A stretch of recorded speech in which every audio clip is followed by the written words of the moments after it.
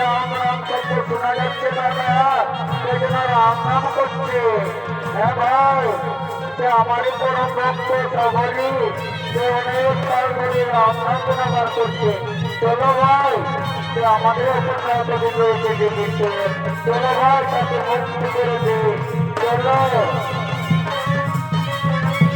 জয় শ্রীরাম, জয় শ্রীরাম, জয় শ্রীরাম, জয় শ্রীরাম।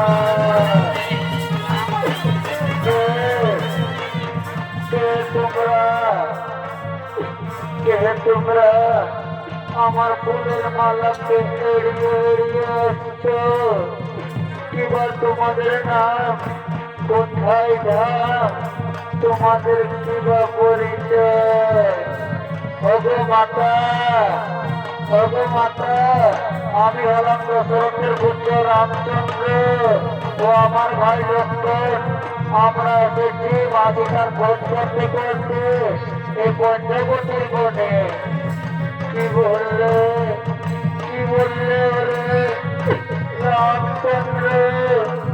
ওগো প্রভু, এতদিন পরে কি আমার কথা মনে পড়লো প্রভু? এই ভক্তের কথা কি এতদিন পরে মনে পড়লো?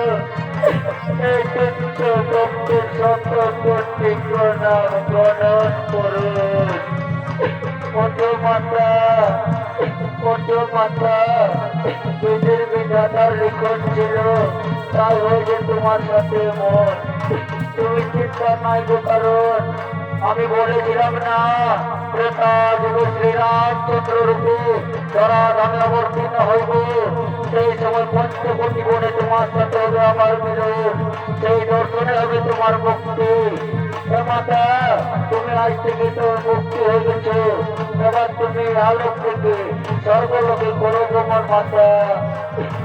প্রভু, আমি ধন্য প্রভু, আমি ধন্য প্রভু, আমি তোমার দর্শনে ধন্য হয়ে গেছি প্রভু। হ্যাঁ মাতা, চলো মাতা, আর আমরা বিলম্ব করবো না, চলো আমরা, চলো আমরা এখন আসছি মাতা, আমরা এখন আসছি।